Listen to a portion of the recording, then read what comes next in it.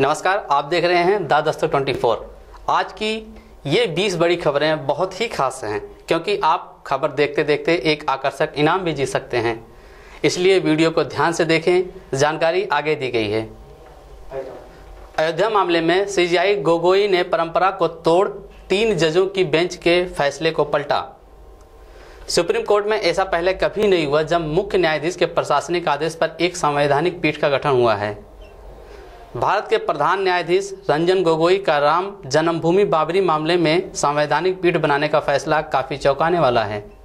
साथ ही यह फैसला अपनी तरह का पहला फैसला है। सुप्रीम कोर्ट में ऐसा पहले कभी नहीं हुआ जब मुख्य न्यायाधीश के प्रशासनिक आदेश पर एक संवैधानिक पीठ का गठन हुआ है और इसके लिए ना तो किसी छोटी बेंच ने सलाह दी और ना ही ऐसे सवाल सामने आए जिससे कि इस तरह की बेंच की ज़रूरत महसूस हो।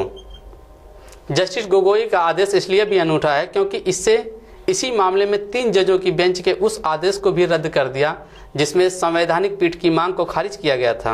सुप्रीम कोर्ट रजिस्ट्री ने मंगलवार शाम को एक नोटिस जारी किया। इसमें कहा कि राम जन्मभूमि मामले की सुनवाई 10 जनवरी से 5 जजों की संवैधानिक पीठ करेगी। इस पीठ में मुख्य न्यायाधीश Gogoi, justice S Bobde, N V. Ramana, Uday U Lalit और डी.वाई. चंद्रचूड़ शामिल होंगे। पिछले साल सितंबर में 3 जजों की बेंच ने अपने आदेश में कहा था कि राम जन्मभूमि बाबरी मामले को संवैधानिक पीठ को भेजे जाने की कोई ज़रूरत नहीं है। 2-1 के फैसले में कहा गया था कि इस मामले को पूरी तरह से जमीन विवाद की तरह सुना जाएगा। सुप्रीम कोर्ट के नियम 2013 के तहत मुख्य न्यायाधीश के पास यह अधिकार होता है कि वह किसी भी मामले अपील की सुनवाई के लिए 2 या इससे ज़्यादा जजों की बेंच बना सकता है। सुप्रीम कोर्ट की हैंडबुक में यह भी कहा गया है कि किसी भी मामले की सुनवाई के लिए 5 या इससे ज़्यादा जजों की बेंच बनाने का अधिकार चीफ जस्टिस के पास होता है। राज्यसभा में भी सवर्ण आरक्षण बिल पास, पक्ष में 165 और विरोध में 7 वोट पड़े।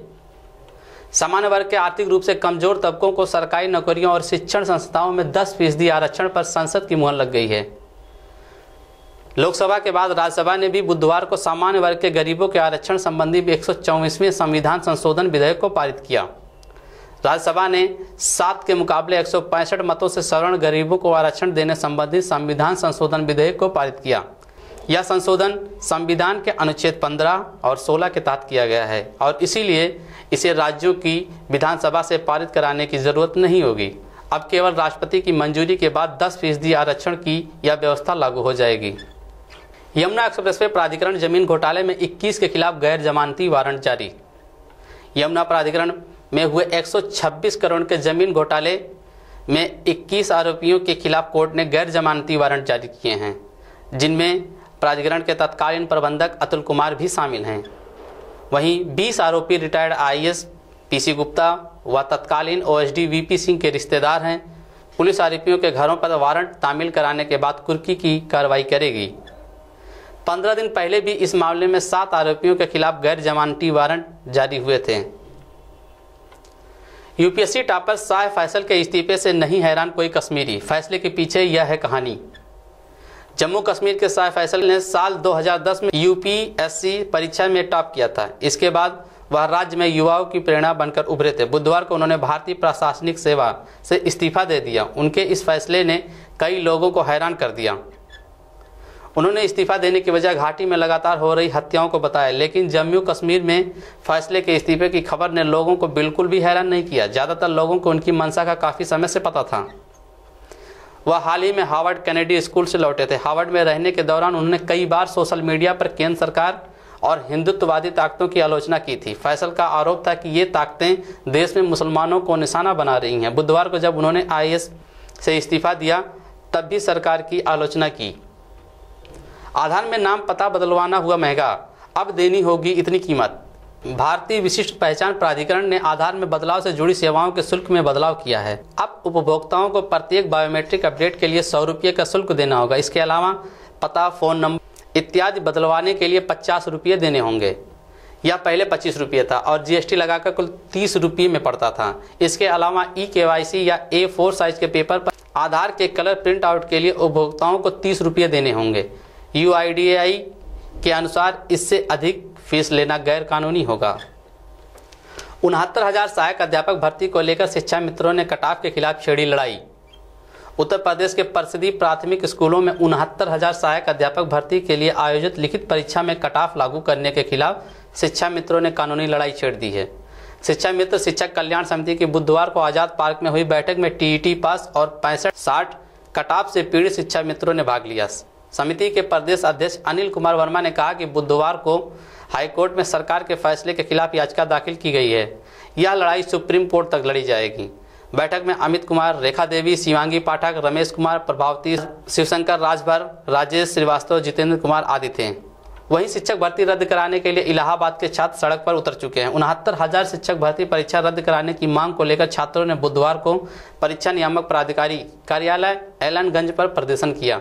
युवा मंच के अध्यक्ष अनिल सिंह ने पेपर लीक कराने व ऐसे लोगों को संरक्षण देने वालों पर रासुका लगाने की मांग की। छात्रों ने एलनगंज से सुभाष चौराहे तक जुलूस भी निकाला। आजम खान की मांग 10% सवर्ण आरक्षण में से मुसलमानों को दिया जाए 5% कोटा। सवर्णों को मिलने वाले 10% आरक्षण में से सपा नेता आजम खान ने मुसलमानों के लिए 5% आरक्षण की मांग की है। आजम खान का कहना है कि सवर्णों से ज़्यादा पिछड़ापन मुसलमानों में है, इसलिए तो इस 10% आरक्षण में 5% आरक्षण मुसलमानों के लिए होना चाहिए।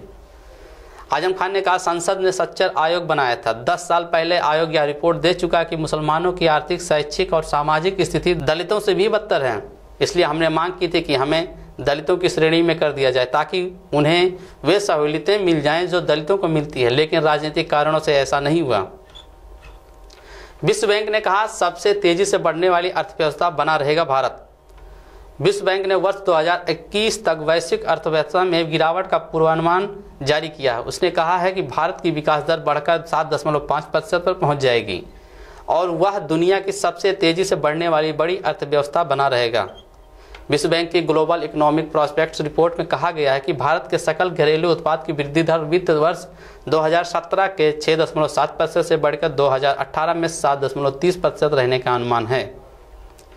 इसके 2019, 2020 और 2021 में 7.5% पर बने रहने का पूर्वानुमान जारी किया गया है। वास्तव में किसी और बड़ी अर्थव्यवस्था की विकास दर 7% को भी पार नहीं कर पाएगी। अब बात करते हैं आप कैसे इनाम जीत सकते हैं। आपको हमारी यह 20 बड़ी खबरें वाली 7 वीडियो देखनी पड़ेंगी। हर वीडियो के लास्ट में एक प्रश्न पूछा जाएगा। इस तरह कुल 7 प्रश्न पूछे जाएंगे। सभी सही जवाब देने वालों में से किसी एक को आकर्षक इनाम दिया जाएगा। जवाब आपको स्क्रीन पर दिए हुए ईमेल आईडी पर टाइप करके सेंड करनी होगी। अयोध्या केस की सुनवाई करने वाले चीफ जस्टिस ऑफ इंडिया के अलावा संविधान पीठ के चारों जज भविष्य में बनेंगे चीफ जस्टिस। अयोध्या मामले की सुनवाई आज होनी थी, हालांकि सुनवाई 29 जनवरी तक टल गई है क्योंकि जस्टिस यूयू ललित ने अपने आप को संवैधानिक पीठ से अलग कर लिया है। इस संबंध में नवगठित 5 सदस्यीय पीठ अब 4 में न केवल मौजूदा प्रधान न्यायाधीश होंगे बल्कि इनमें से 4 अन्य न्यायाधीश भी होंगे जो भविष्य में सीजीआई बन सकते हैं।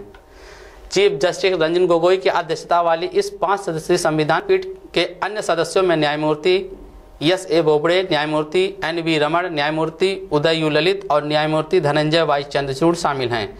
न्यायमूर्ति गोगोई के उत्तराधिकारी न्यायमूर्ति बोबड़े होंगे। उनके बाद न्यायमूर्ति रमण, न्यायमूर्ति ललित और न्यायमूर्ति चंद्रचूड़ की बारी आएगी।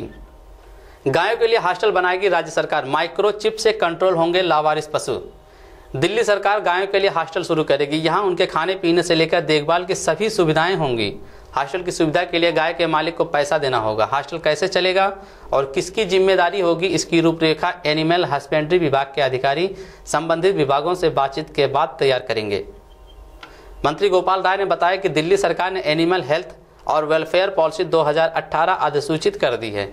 इसका उद्देश्य पशु पक्षियों के लिए बेहतर माहौल बनाना है। पॉलिसी में लावारिस पशुओं में माइक्रोचिप लगाने का भी प्रावधान है। इससे सड़क पर घूमने वाले पालतू पशुओं के मालिकों पर कार्रवाई की जाएगी। चिप कैसे और कौन लगाएगा, यह सब अभी होना तय बाकी है। कश्मीर घाटी में तैनात केंद्रीय कर्मियों को मिलेगी विशेष छूट और भत्ते। केंद्र सरकार ने कश्मीर घाटी में तैनात केंद्रीय कर्मचारियों को ठहरने, सुरक्षा और परिवहन के लिए विभागीय व्यवस्थाओं समेत विशेष छूट और भत्ते देने का ऐलान किया है। यह व्यवस्था अगले 2 साल और 2020 तक लागू रहेगी। इसका मकसद कश्मीर में काम करने के लिए और कर्मचारी प्रोत्साहित करना है। कार्मिक मंत्रालय द्वारा मंगलवार को जारी आदेश में कहा गया कि छूट में कर्मचारियों के पास सरकार के खर्चे पर देश में अपनी मनपसंद जगह पर परिवार को रखने का भी विकल्प रखा गया है। उत्तर प्रदेश में एथेनॉल मिश्रित पेट्रोल में दोहरा कर समाप्त। उत्तर प्रदेश के मुख्यमंत्री योगी आदित्यनाथ की अध्यक्षता में हुई बैठक में एथेनॉल मिश्रित पेट्रोल में दोहरे कर को समाप्त करने के साथ ही कई फैसलों के बारे में राज्य सरकार के प्रवक्ता सिद्धार्थ नाथ सिंह ने जानकारी दी। आपको बता दें कि मिक्सिंग और पेट्रोल दोनों पर टैक्स लगता था। इसके चलते कंपनियां उत्तर प्रदेश में नहीं आ रही थीं। इसको संज्ञान लेते हुए अब एक ही टैक्स रखने का फैसला लिया गया है। उत्तर प्रदेश सरकार 600 रुपये कुंटल की दर से आलू खरीदेगा। राज्य सरकार इस साल किसानों से 600 रुपये प्रति कुंटल की दर से आलू खरीद सकती है। आलू बीज के दाम में वृद्धि को देखते हुए सरकार ने बाजार हस्तक्षेप योजना के तहत प्रदेश में 600 रुपये प्रति कुंटल की दर से आलू खरीदने की संतुष्टि केंद्र सरकार से की है। आमतौर पर राज्य सरकार की संस्तुतियों को केंद्र मान लेता रहा है, लिहाजा आलू खरीदने वाला उद्यान विभाग अभी से आलू न्यूनतम समर्थन मूल्य प्रति कुंटल 600 रुपये मानकर चल रहा है। वर्ष 2018 में आलू का समर्थन मूल्य 549 रुपये जबकि 2017 में 487 रुपये प्रति कुंटल तय किया गया था। जल्द ही आप निजी FM चैनलों पर नए पुराने गानों के साथ खबरें भी सुन सकेंगे। अब निजी चैनलों को भी अंग्रेजी और हिंदी भाषा में आकाशवाणी और ऑल इंडिया रेडियो के समाचारों के प्रसारण की अनुमति दी जाएगी। सूचना एवं प्रसारण मंत्रालय मंगलवार को यह सुविधा शुरू की। निजी FM चैनल बिना काट-छाँट के आकाशवाणी के समाचारों का प्रसारण कर पाएंगे और इस साल 31 मई तक परीक्षण के आधार पर यह सेवा मुफ्त में उपलब्ध कराई जाएगी। ईरान स्थित चाबहार बंदरगाह जल्द ही पूरी तरह चालू होगा, गडकरी ने यह बयान दिया। केंद्रीय मंत्री नितिन गडकरी ने भारत यात्रा पर आए ईरानी विदेश मंत्री जावाद जरीफ के साथ बैठक के बाद बताया कि ईरान स्थित चाबहार बंदरगाह जल्द ही पूरी तरह चालू होगा। वहीं उन्होंने कहा कि ईरानी बैंक पसरगाद को मुंबई में शाखा खोलने की मंजूरी मिली है और अगले 3 महीने में इसका परिचालन शुरू हो जाएगा। सपना चौधरी का गाना नहीं चलाने पर रेस्तरां में जमकर चले लात घुसे। नोएडा के एक रेस्तरां में सपना चौधरी की दीवानगी उस वक्त मारपीट में तब्दील हो गई जब ग्राहकों की मांग पर रेस्तरां मालिक ने सपना का फेमस गाना तेरा आख्या का ये काजल नहीं बजाया। इससे नाराज होकर रेस्तरां में पार्टी मनाने आए लोगों ने जमकर हंगामा किया और रेस्तरां मालिक और वेटर का सिर फोड़ दिया। पुलिस ने इस मामले में कार्रवाई करते हुए 4 लोगों को गिरफ्तार कर लिया है। ममता बनर्जी के कई सांसद भाजपा के संपर्क में, लोकसभा चुनाव से पहले बदल सकते हैं पाला। पश्चिम बंगाल के मुख्यमंत्री ममता बनर्जी को लोकसभा चुनाव से पहले जोर का झटका लगा। टीएमसी सांसद सौमित्र खान ने तृणमूल कांग्रेस का साथ छोड़ भारतीय जनता पार्टी का दामन थाम लिया। बोलपुर से सांसद अनुपम हाजरा भी जल्द भाजपा का दामन थाम सकते हैं। इसके अलावा जानकारी मिल रही कि 2 अन्य सांसद भी टीएमसी से किनारा कर भाजपा की सदस्यता ग्रहण करने वाले हैं।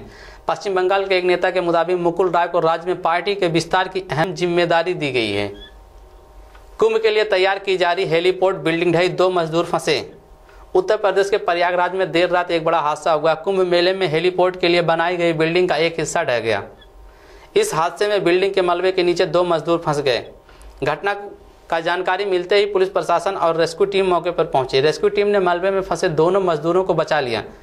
मिली जानकारी के मुताबिक घटना देर रात की है। दरअसल प्रयागराज में आने वाले श्रद्धालुओं को हेलीकॉप्टर सुविधा देने के लिए हेलीपोर्ट का निर्माण किया जा रहा है। इसके अलावा इस हेलीपोर्ट पर वीवीआईपी गेस्ट के हेलीकॉप्टरों की पार्किंग भी की जाएगी। बीते 10 साल में मध्य प्रदेश के 9 जिलों से गायब हो गई 7,448 लड़कियां। मध्य प्रदेश में बेटियों की खरीद फरोख्त के लिए मामले तेजी से बढ़ रहे हैं। चौंकाने वाली बात है कि उन जिलों में लड़कियों के गायब होने की सबसे ज़्यादा खबरें आ रही हैं जो लिंगानुपात के मामले में प्रदेश में सबसे आगे हैं। जानकारों का कहना है कि आदिवासी समुदाय के गरीबी और पिछड़ेपन का फायदा उठाकर इस समुदाय की लड़कियों को शादी, घरेलू कार्य और देह व्यापार के लिए दूसरे जिलों या राज्यों में ले जाया जा रहा है। प्रदेश से हर साल गायब होने वाले बच्चों में 50% आदिवासी और पिछड़े समुदाय के हैं। 11 दिसंबर को गृह मंत्रालय की ओर से लोकसभा में पेश किए गए आंकड़ों के अनुसार 2016 में देश में गायब हुए बच्चों में से सबसे ज़्यादा बच्चे मध्य प्रदेश के थे। मध्य प्रदेश से गायब हुए कुल 8,530 बच्चों में से 6,037 लड़कियां हैं। भारत में ही होगा IPL 2019, 23 मार्च से शुरू होने का प्रस्ताव। दुनिया की सबसे अमीर क्रिकेट लीग IPL के 12वें एडिशन की मेजबानी को लेकर लगाए जा रहे कयास मंगलवार को खत्म हो गए। सुप्रीम कोर्ट की ओर से नियुक्त प्रशासकों की समिति ने फैसला किया कि IPL 2019 भारत में ही खेला जाएगा। इससे पहले यह माना जा रहा था कि देश में आम चुनाव के चलते इसकी मेजबानी किसी और देश को दी जा सकती है। BCCI की ओर से जारी बयान के मुताबिक IPL के 12वें एडिशन के शुरू होने की तारीख को लेकर 23 मार्च 2019 का प्रस्ताव रखा गया। हालांकि पूरा शेड्यूल संबंधित अधिकारियों से सलाह के बाद फाइनल किया जाएगा। आज का प्रश्न है, कौन सा देश अपनी बैंक शाखा मुंबई में खोल रहा है? उसके बैंक का नाम क्या है? अगले प्रश्न के लिए बने रहिए हमसे और सब्सक्राइब करें, शेयर करें, लाइक करें। धन्यवाद।